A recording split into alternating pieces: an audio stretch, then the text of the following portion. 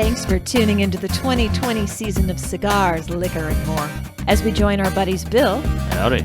And our other brother Daryl. Smoke up, Johnny. In the Backyard Speakeasy as they discover their thoughts on cigars, liquor, and anything else that comes to mind.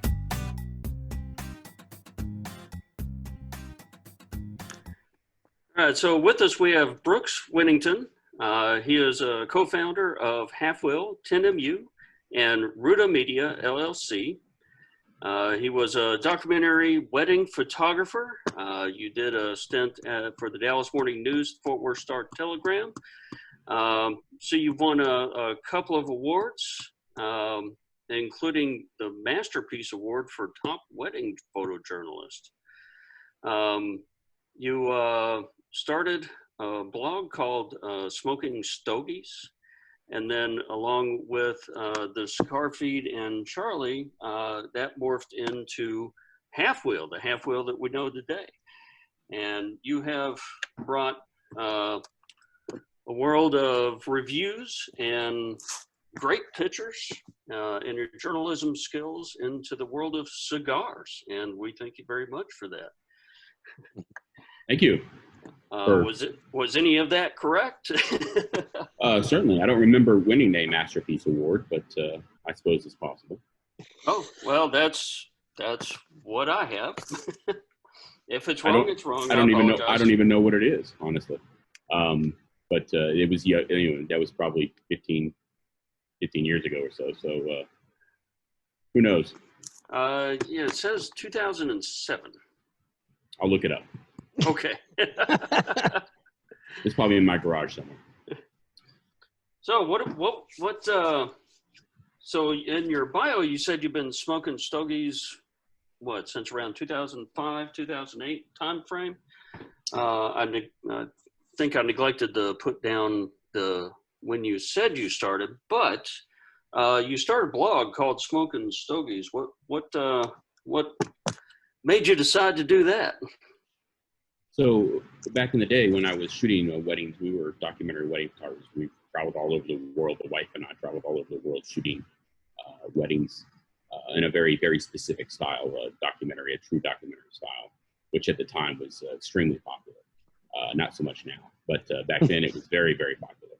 And we had been shooting weddings part-time for about 5 years and then full-time for about 10 years, both of us shooting. And it was getting a little bit monotonous, and I was looking for something to do other than just weddings. And so I had been smoking cigars for a little while. It started about 2008 or so, if I recall correctly, which I may not. But it was a while before that, before Halfwheel started. And I started looking at blogs, which back then were very rudimentary. And mostly people were taking pictures with cell phones or something like that. And I thought, well, I can do better. I got the equipment right here. So I put together a little website on a free service or something, and started shooting professional photographs, more, close focus photographs, macro pictures, and that kind of thing. And people loved it, and it took off. And it was never very large in terms of readership or anything. It had a decent following, but nothing huge by any means. But it was just a lark to do, to pass the time and do something a little different instead of just always dealing with the day job, if you will.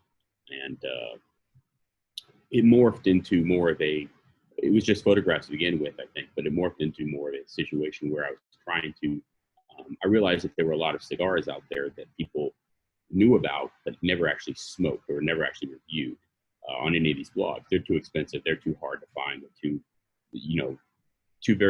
very difficult to get a hold of. And so I started tracking some of these cigars down to actually try to have a historical record of some sort. Cigars I'd never seen reviews of, expensive, very, very difficult to find, pre-release, pre-production, that kind of thing. And so the site morphed into more of that as opposed to just a photography, if you will, blog for cigars. And that sounds very expensive. Oh, it was. The wife was not very happy with me. We have the same wife. Yes, she was unimpressed with the idea of starting a website that she thought would never make any money, and that one never did. I guess she was right about that. And I spent quite a bit of time and money tracking some of these cigars down. She and I, for the most part, I never didn't have a plan of any sort. I don't tend to have plans. And so it was just more of a, I feel like doing it. And so I did it. And the interesting thing is that once Half Wheel started, that collection and Charlie's, whatever he had, started the collection that we have now, which we call the collection, which is essentially a massive number of cigars, all in different limited editions, and each one of the limited editions that have been released for 10 years, probably, give or take. Is there any plan on smoking those, or are those just a collection? No, those are not to be smoked. Ever? No. Well, I mean, I guess if Half Wheels is shut down, I guess we could, but by that time they'll probably be all, aged out anyway. So. Right. That's why I ask. So do you do tours? Do you give tours if people ask? If you'd like to come by, just feel free. But no, for the most part, people have no idea who we are or what we do here. And so in terms of where the office is, and so, it's not a big deal for us. But anybody welcome to come by, just give us a call first, make sure we're here. Nice. So you're a photographer by trade. You still do that for Half Wheel. You also do it for TenMU, right? Correct. So the TenMU is the TENEMU, is the beer blog that we started a few years ago, and it's fledgling, and will probably never be as big as Half Wheel is, but it's something that we've worked on, and I'm in charge of the beer blog in terms of products and scheduling and things like that. And is there any plans to join liquor to this? No, we've got enough work, I think. I'd love to start I drink a lot of mead now, and I'd love to start a mead blog, but the wife would really not like the idea of me spending money on as much as those bottles cost. Oh, so what kind of camera do you prefer? Especially, in this day of phones, people taking pictures with their phones all the time. What do you mostly shoot pictures with? We, back in the day, I shot Nikon with film, back when I was developing my own film, and switched to Canon when I started shooting weddings, for the most part. And Charlie is more technologically advanced than I am in just about every way. And he came to me one day. We were shooting Canon for years at the Half Wheel. He came to me and said, "Listen, Sony's got this stuff, and it's awesome." I said, "Okay, great." And so he made the effort to switch everything over. So now we're shooting 7 R3s, R4s. We've got a few of those laying around, so we shoot all that. We shoot all Sony glass except for a few of the Sigmas that Sony doesn't make that specific glass, like the 105 1.4, which I typically shoot portraits with. Now, aside from the pictures that I see that you've taken outside, do you have a studio there at the office for photography? We do. We shoot all of the products in a studio here at the office. We've got one massive room in the back, and so everything, all the humidors and all the everything. Charlie's desk, he's got a stand-up desk. So his office is in the back, and the studio is back there as well. It's basically a table with 2 lights and a backdrop. It's not what you would probably consider a studio, but it is technically it reaches the technical definition of a studio. Yes. Our version of a studio is a porch or a garage. So yeah. And it doesn't really matter as long as you got the lights and the whatever you need to do whatever it is you want to do. I mean, the lights are the important part in the background and that kind of thing. Other than that, it's just basically lights and a table is what you need. So I'm going to jump around a little bit, go back to the hard to find and expensive cigars. So aside from what you have in the collection, how much do you smoke now that is rare and expensive? Well, you know, are you asking what I smoke other than review cigars, or just in general? In general, because those kind of didn't those kind of become your passion? I mean, that's what you ended up doing your blog about mostly, Sure. right?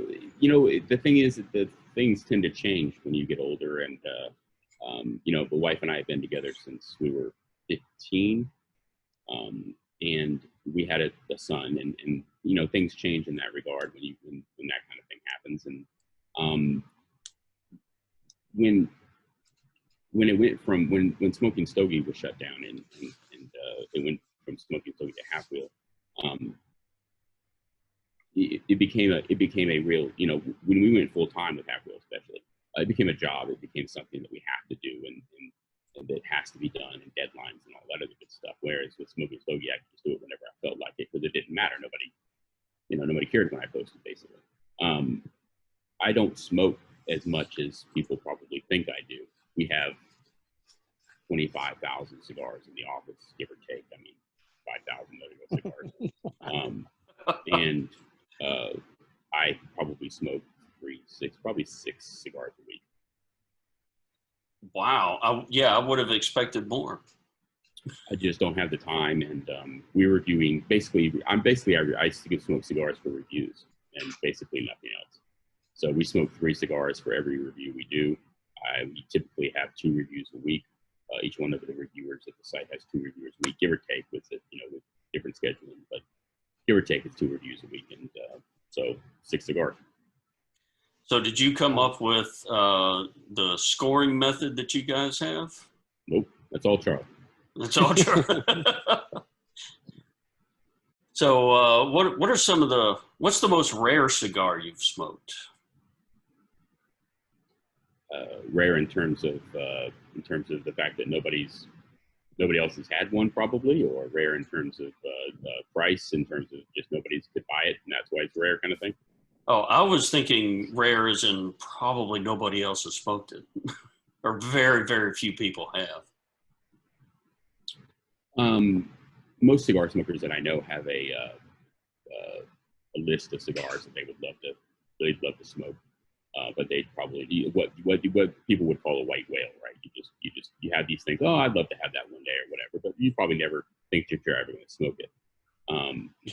About 3 years after we started half wheel, Charlie knew that I had wanted to smoke an Opus X football, which is one of the Opus X that's shaped like a football. They sell 12 of them a year or something stupid like that, and they do them for charity.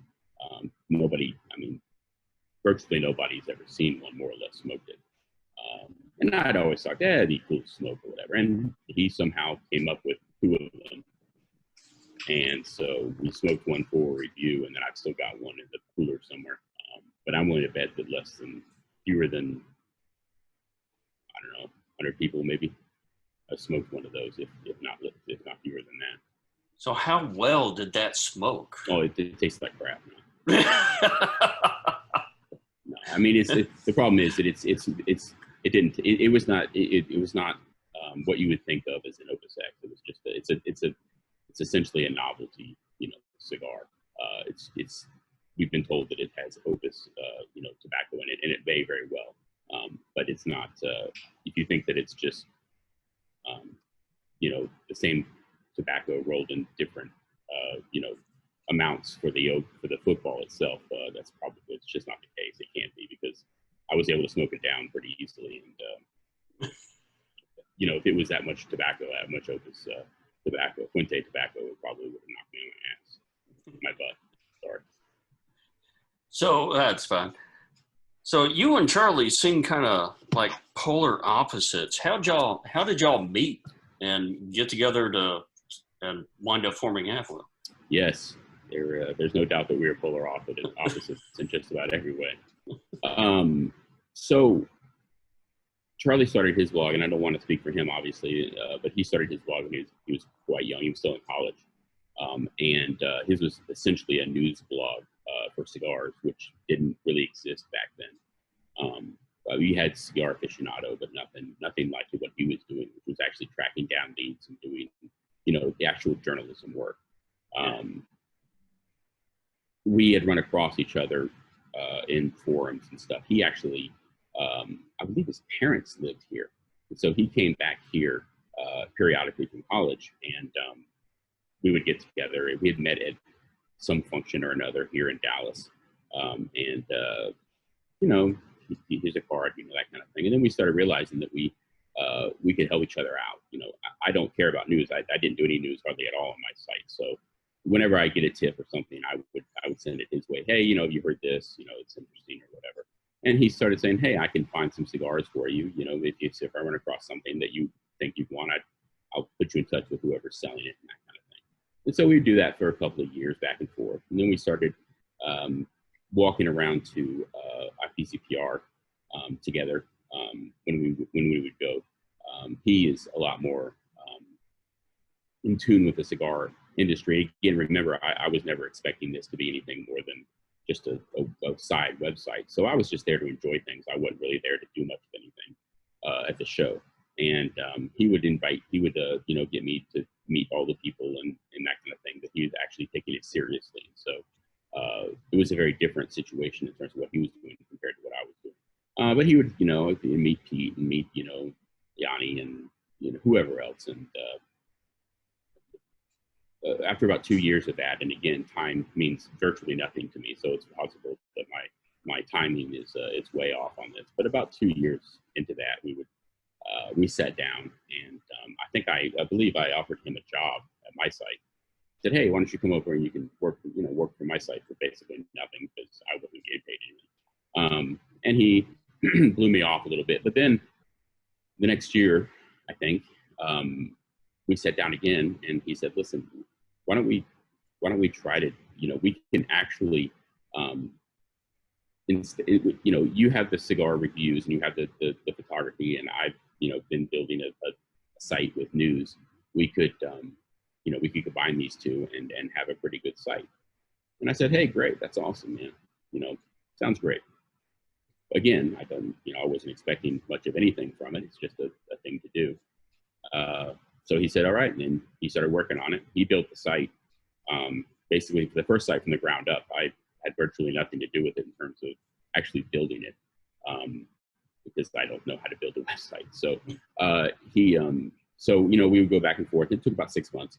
And then January 1st, 2012, we shut down both of our sites at the same time, midnight, and redirected everything to halfwheel. So when people started clicking on our sites, they would go immediately to halfwheel. Yeah, you didn't tell anyone. No, I think Charlie had a list of like 20 people or something that knew in a book or something, obscure, that he had this list of the people who knew. But no, nobody had any idea it was coming. And no breaking news of the news and review site. No, it was, back then, halfwheel wasn't anything like it is now. And so back then it was like, oh, that's cute. That's nice. We got both sites here. It's really nice and all that. But immediately, because we start out with January 1st, every year we do Holy Grail Week, which is basically smoking the really hard to find cigars, the really rare, really expensive stuff that we track down during the year. And so we started out with, I don't remember what the first review was, honestly. But we started out with a doozy, and then it just kept going on. People were like, okay, well, this is different. And then it kept going on. We had a whole new format. We had a whole new way of reviewing. I mean, it was the entire thing. It was basically built from the ground up, and it took off pretty quickly. People were surprised at how much it really resonated with people. To try to have a site that actually tried to put everything together, as opposed to all the different parts together, as opposed to just letting one piece slide, like I was basically with news. I mean, I'd never did any news for my site, so I didn't care about it.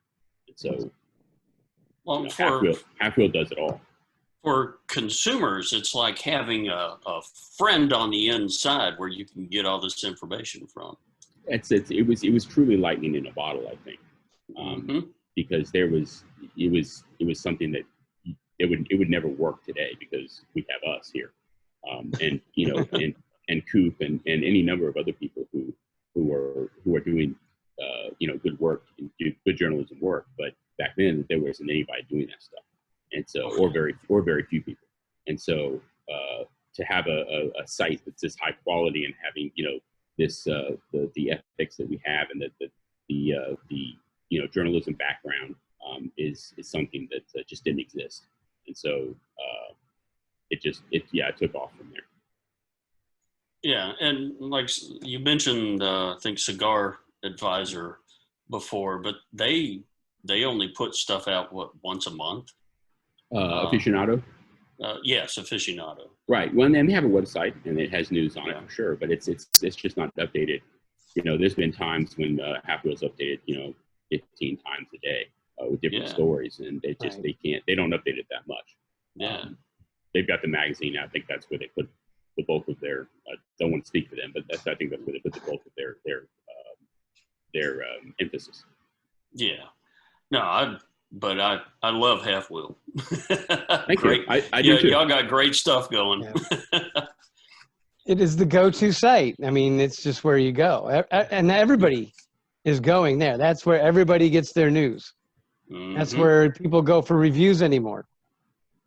And Charlie, in the beginning, perhaps it was more of a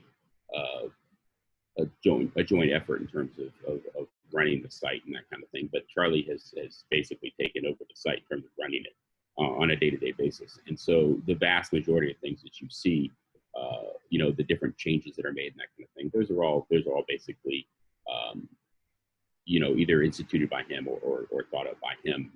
Patrick and I have ideas for sure, but he's basically running the site, and Patrick does a lot of the news as well. I don't I haven't done a Halfwheel news story in years. They took care of it, and they're doing it. So, but it was his ideas that basically I just even when Halfwheel started and it started getting the hits and the ad revenue that was coming in, I didn't think of anything of it. It was just a thing that I was doing, while I was actually doing my real job. And eventually it got to the point where, okay, now you can quit and now I do this full time. Now you have two people basically blogging about cigars, full time. It was pretty amazing to me. And I don't believe my wife still believes it. I'm pretty sure my parents don't think I have a real job. Like I just made it up out of nothing, to make them so they don't, think I'm homeless or something. They're always asking, "Do you need some money, son?" No, Dad, I have money. I've got a job. Thanks. That whole thing, I don't know what they say when somebody asks what does your son do. I can imagine their response to something. Well, he does a website, So I'm guessing your folks don't smoke cigars. No. My mother and father are.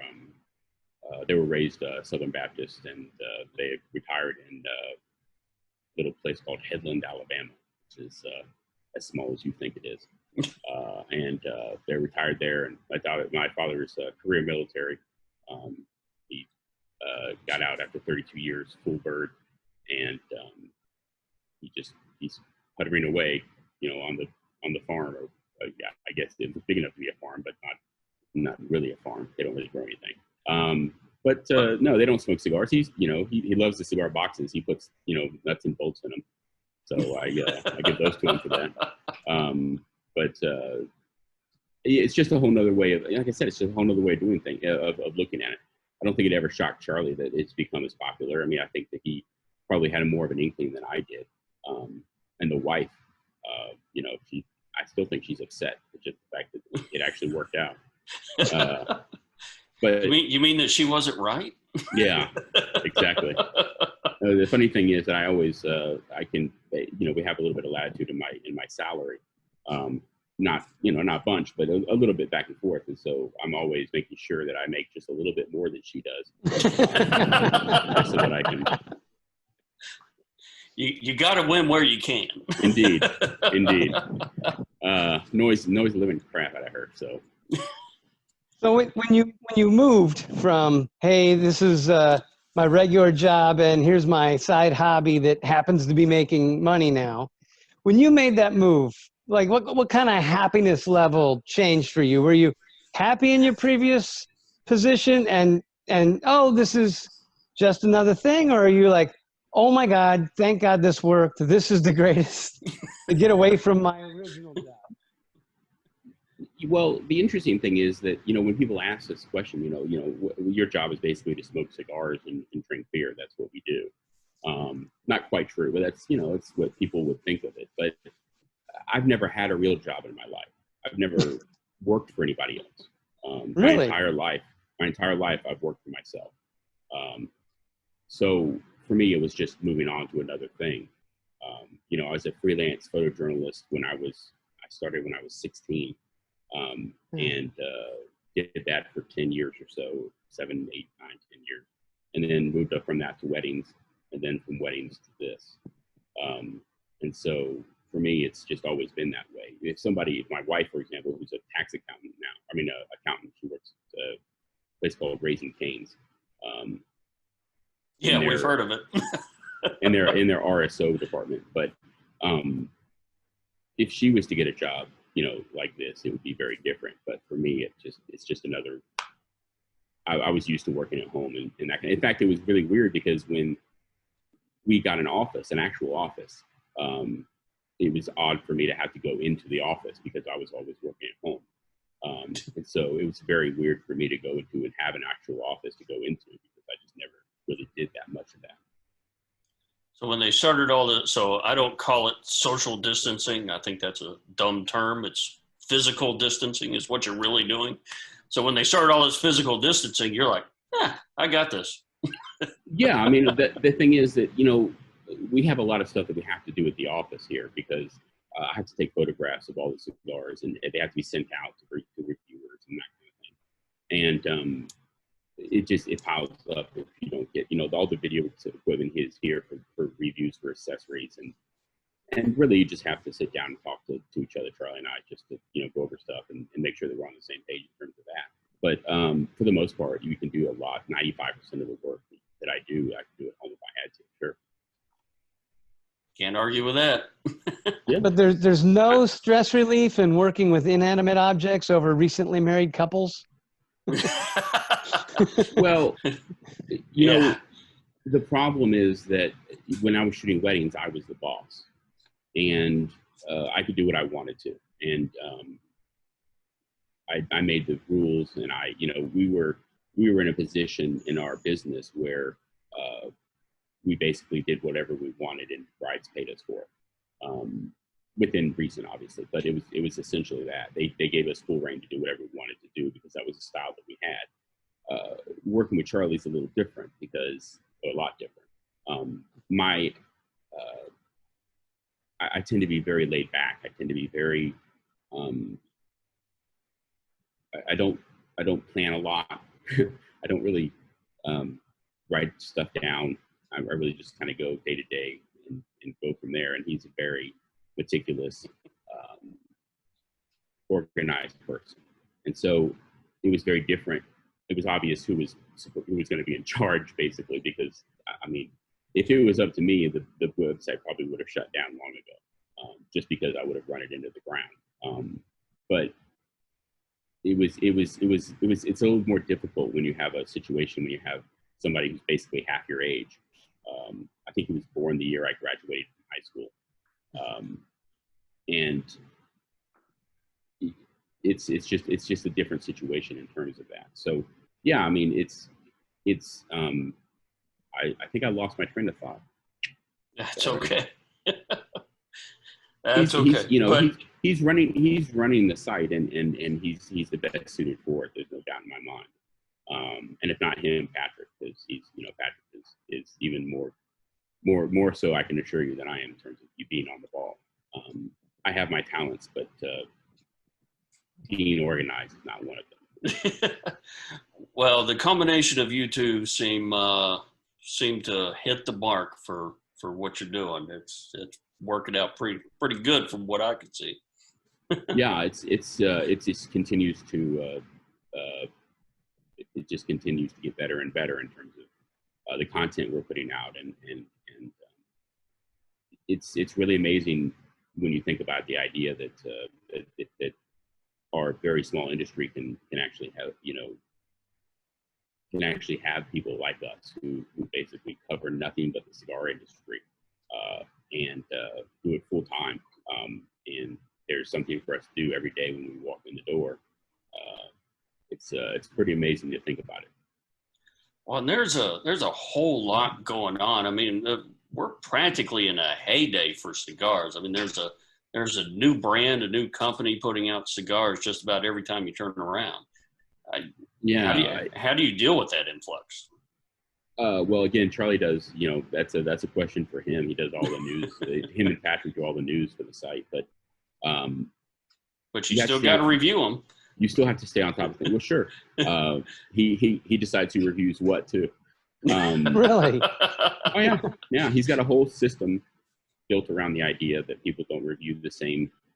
Typically, don't review the same manufacturer twice in a row before somebody else does. So he makes sure that everybody doesn't. It's all spread out in that regard. And he's got systems for everything, and they work. I mean, they keep us, to the point where we don't have to worry about these things. I'd sit down, I'd smoke my cigar, I'd take my pictures, and we've got an Excel spreadsheet that has all the score stuff on it. I don't even know what the score is when I turn it in.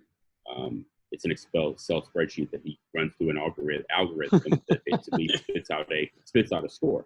And so I have no idea what the score is going to be, the final score. And so he's made it pretty painless in terms of what I do review-wise, because you do the same thing every time and write your reviews, and he edits everything, or he or Patrick edits everything before it goes on the site. And it doesn't sound bad from your point of view. Yeah, I mean, you're absolutely. I mean, there's no doubt that he has more. That Charlie and Patrick both have more responsibilities when it comes to the cigar side. The photography is, because I do all the photography in terms of fixing pictures and shooting pictures in the studio and that kind of thing. They shoot their own pictures for their reviews, but I fix them up after that. I fix them up after that. And it takes time, and there's quite a bit of time involved in that. But in terms of the actual running of the site, it's a young man's job, I think, and Charlie does that very well. I understand that, and I appreciate your shirt. I got kind of a sailing motif shirt going on. When I started gaining weight and realizing that I wasn't the young man that I used to be, I started wearing Tommy Bahamas, and that's essentially all I wear now. love Tommy Bahamas. Great, sure, very comfortable. Indeed. Yeah. Last forever, but I can't afford them. I can't afford them on full price, so I wait for the sale. They have a sale twice a year or something, and so I would just buy the hell out of them when they go on sale. My wife gets them on eBay for cheap. That too. Same. Yeah. Love those shirts. This one is not one of them. This one is some Dillard's designer thing that she picked up for me. So, no worries. I don't tend to. I wear essentially the same clothes every day. Either jeans in the winter or shorts in the summer, and the Tommy. So just basically pick one of the 15 shirts I have and throw it on, and I'm done. I tend to be very laid back when it comes to everything. But amen to that. Definitely. And one of the reasons I can do that is because the business is run so well, and we all have our parts to play for Halfwheel, for sure. And I think that, we've been together, Charlie and I have been, partners since the beginning, and it's been a long time, since 2020. So that's, 8 years now, right? So yeah, it's a long time for a business partnership. Yeah. Oh, man. Well, I think that's about all the questions I've got. Awesome. Is there anything new in it? No, I do have more questions. I love your I love your top 25 that you do for the year. Yes. But then you also do a consensus top 25. Mm-hmm. I always thought that was pretty interesting. So it's a different mix between what other people have come up with, and y'all have kind of aggregated that data and put out the top 25 for that versus what y'all's reviews have turned out to be. I find that pretty interesting, and I also love your box reviews. Nice. Some pretty interesting boxes out there. Or packaging. Oh, the packaging awards. Sure. Oh yeah. And there's it's something that we'll go one at a time. The consensus was something that Charlie started. And actually he has complete control over that. I don't do anything with it. Patrick, as far as I know, doesn't do anything with it. He runs the entire thing. It was his idea to make it as big. I believe that he got the idea, and again, don't quote me on this, but he can tell you more about it. But I believe he got the idea from another blogger that he basically ran with, and made it better and made it more substantial. But the consensus by far is more popular, I believe, on the site than the top 25 or the packaging awards. Because it does aggregate, as you said, he takes all of the reviewers that he can find within certain guidelines, and basically he takes all of the most popular cigars and basically takes all of them and puts them into a spreadsheet and it comes up with a much different list than we have typically. There's usually some cigars that are on both, but for the most part, what we're reviewing is a little different typically than what a lot of the other cigar blogs are reviewing. But he can tell you a lot more about that. He's definitely he puts a lot of effort into it, a lot of time into it, and it shows when you actually get the information out of it. Oh yeah, definitely. There was something else. Well, it was your top 25, the consensus top 25, and the packaging. Oh, the packaging awards, right? So we started doing packaging awards because there was like you said, there was so many different looking packaging and that kind of thing. But it's not just the best looking packaging; it has to serve a purpose for us, at least, in how we do things. It has to be consistent throughout the entire packaging, not just the box. It has to be with the bands and that kind of thing as well. And so for us, it's a very encompassing thing when we talk about who's going to win something like that. Anybody can put out. I mean, the Punch, for example, this year, the Punch, the one with the looks like a takeout chop suey, I think. We say a takeout box, a Chinese takeout box. Even comes with chopsticks on top. It's original. There's no doubt about that, and I'm sure it'll be in contention. But whether it goes the entire way through what we need, I don't know. Yeah. Yeah, I'm not sure about that one. Understand. But I mean, we don't start thinking about that until much later in the year. We still got the PCA coming up that presumably is still going to happen. At least that's what we are hearing. So at this point, that's what we're concentrating on in terms of a larger thing. We have a lot of we cover pretty much every major event in the cigar industry all around the world. And so that was in the beginning of the year. I've covered Cuba for the past 5 years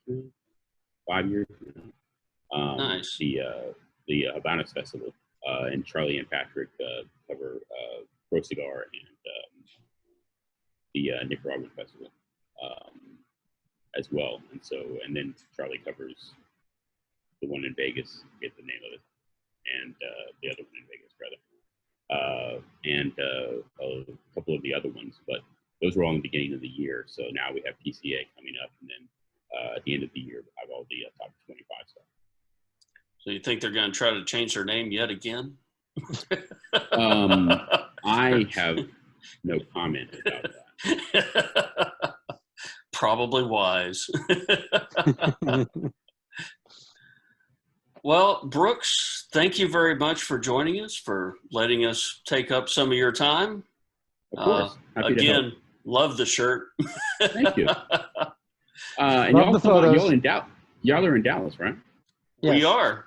We're Yeah, right now. Right now, we're at Daryl's house in Murphy, and then I live in Farmersville. So we're in this neck of the woods.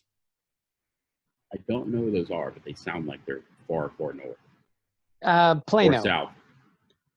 Plano. Murphy's by Plano. Well, we're downtown now. We just moved recently. So we're down in the design district now. But yeah, by all means, come on by. Just email us first. There are times when neither one of us here. Have a cigar on the porch. Not on the porch. We've got a whole smoking room in here, whole lounge. That would be fun. Excellent. Especially in the summer. Well, what other choice? Need some big ass fans. Oh, we've got air conditioning. Oh, that'd be great. Yeah. All right. Well, again, thank you very much. We'll in the podcast and YouTube, we'll put links to Half-Wheel and Tenemu. And I'm surprised you didn't ask me what where the name of the site came from. Oh, I've done reading, so I know. Oh, that's right. That's right. It's on the site. I forgot there was an explanation on the site. How did you name Half-Wheel? Oh, well, let me tell you that story. Yeah. Well, you can tell it. You can tell both Half-Wheel and Tenemu. Emu. Oh, sorry. well, Half-Wheel essentially in cigar factories, the rollers and the cigar factories themselves typically age cigars in what they call a wheel, which is 100 cigars in a bound together with a newspaper typically, and they put those in the aging room and just age them all like that. They also have a half-wheel, which is basically it's called Rueda Media in Spanish, which is our LLC which is your name. LLC name, yeah. And essentially that's 50 cigars, again, in a wheel type situation. And Steve Valley, who was a reviewer on my site, he dropped out pretty soon after Half-Wheel started. But he came up with the idea of saying, hey, why don't we just call it Half-Wheel? We wanted something, a name that was easy to spell, easy to remember, but had nothing to do with smoking or stogies or cigars or anything like that. We wanted something that was different, but still had ties to the cigar industry, and it worked out. And I understand that it's specifically a lowercase h. Yes, Charlie is specific about that. Yes. And well, tell us about Tenemu. Tenemu. So Tenemu is the name Tenemu is it was difficult to find something. We searched for quite a while to find something, because beer blogs, craft beer blogs, been around a lot longer and typically make a little bit more money, I think, than most cigar blogs. But there was very few things that were actually available in terms of a website name. So after researching, Tenemu is a literal translation of one of the words Egyptians used for beer. So they obviously didn't have an actual, they did the hieroglyphs, but if you translate one of the hieroglyphs that says beer, then Tenemu is their literal translation, or the closest that we can come to it apparently. And it works. So there you go. Not as easy to remember as Half-Wheel, though, unfortunately. But so Tenemu.com is what that is. Oh yeah, halfwheel.com, Tenemu.com, TENEMU. And your logo has 10 emus in it. Yes, it's a little literal, but it's Well, it worked with, it worked with half wheels, so we thought, why not? Yeah. Which is literally the half of a wheel is literally the logo. So there you go. Not even there was discussion, I think, in the beginning of making the smoked cigars or something like that, and we just turned out to be half wheel. That's just as simple as possible. Keep it simple. All right. Well, Brooks, again, thank you for joining us. Of course. Thank you for having me. Enjoy the rest of your day. Let me ask you a question real quick. Is there a reason you decided to do this separately instead of together? We were having audio problems. I just figured you wanted more content. Oh, he means with Charlie. Oh, well, my thought was get comments and information from you individually, so that when you play off of each other, it's it's all good and well, but it's nice hearing just one person. To me, it is hearing just one person at a time. You're the boss, so. And since y'all agreed, it's like great. Awesome. Well, you're gonna have fun with Patrick and Charlie. We're all very different people, so I think the contrast will be very obvious. Well, it's pretty cool having a little time with sort of a rock star in the area. So we really like just talking to people who talk cigars. Mm-hmm. Yeah. So there you go. And the good news is that most people don't know who I am. So it's Charlie is Charlie and Patrick, especially Charlie and Patrick are more because they do the news and people talk to them a lot and that kind of thing. They meet up with them a lot. I don't usually go to events or anything like that anymore. I'm staying at home and have my son to raise, and so for me, I'm more of a family guy in terms of that. So they go out to the events and that kind of thing, and they know the people. So I know from years being in the industry, people the people who've been around a long time, but I mean newer people probably have no idea who I am, and that's fine. That's not a big deal, but I just I find it interesting that it's more of a for Charlie. It's he's very recognizable, obviously, and so for him to walk around, it's very cool to see people recognize him and all the expressions that people have and that kind of thing. So all the more reason. All the more reason to talk to you, because you're not as out there. Yes, and that's exactly right. And Patrick, especially, I don't know how many of these things he's done either. So it'll be interesting to see. What he has to say. Yeah, can't wait to talk to him. All right. Thank you so much. Anything else? No, I'm done.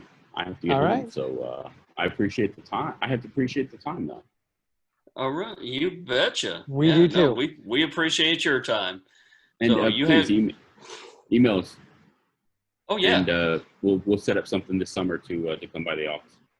Excellent. Sounds Thank fun. you very much. You can rifle through the cigars. You can look, but don't touch, huh? Oh no, you can have any number of cigars in there. It's not the collection. I can't even smoke those, and they're my friggin' cigars. So. There are rules for everything. Indeed. All right. All right. Y'all take Thanks, care. guys. Be safe. We'll talk to you later. Have a good week. Yeah.